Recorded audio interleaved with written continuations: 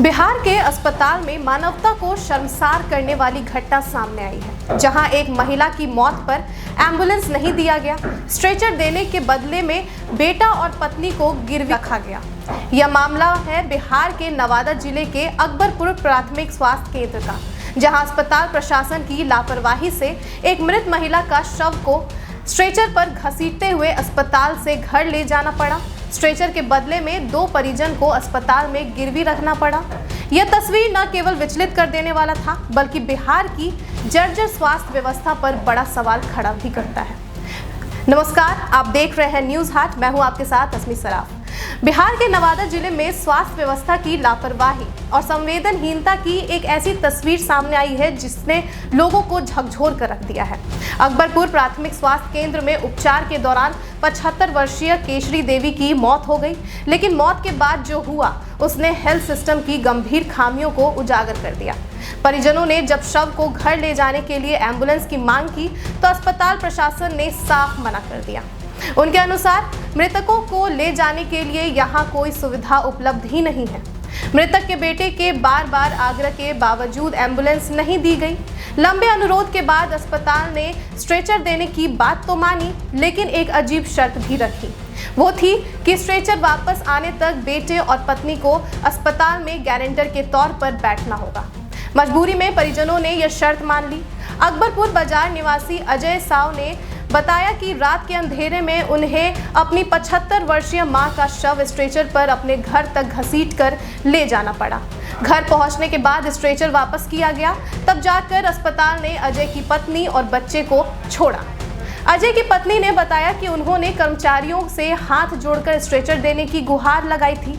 उन्होंने भरोसा दिलाया था कि स्ट्रेचर वापस करने तक वे वहीं रुकेंगी, तब जाकर उन्हें स्ट्रेचर मिला। वही घटना का वीडियो जो है सोशल मीडिया पर तेजी से वायरल भी हो रहा है। Civil surgeon doctor Vinod Chaudhary ने सफाई दी है। उन्होंने कहा कि 102 नंबर के एम्बुलेंस सिर्फ मरीजों को लाने ले जाने के लिए ही है। शव परिवहन की अनुमति इस सेवा में नहीं है। शव वाहन सदर अस्पताल में उपलब्ध है और सूचना मिलने पर व्यवस्था कर दी जाती है। उन्होंने यह भी कहा कि मृतक का घर अस्पताल के बिल्कुल पास था, इसलिए परिजन अपने स्तर पर स्ट्रेचर ले जाने के लिए सक्षम थे। अब जरा सोचिए कि ये कितनी शर्मनाक स्थिति है कि एक स्ट्रेचर के बदले मां और बेटे को अस्पताल में गिरवी की तरह रोक के रखा गया। मृत शरीर को ले जाने के लिए न एम्बुलेंस मिली, न समय पर स्ट्रेचर, और ऊपर से परिजनों को इस तरह बंधक जैसा बर्ताव झेलना पड़ा। ऐसी घटनाएं व्यवस्था की गंभीर खामियों और मानवीय संवेदनाओं की भारी कमी को उजागर करती है।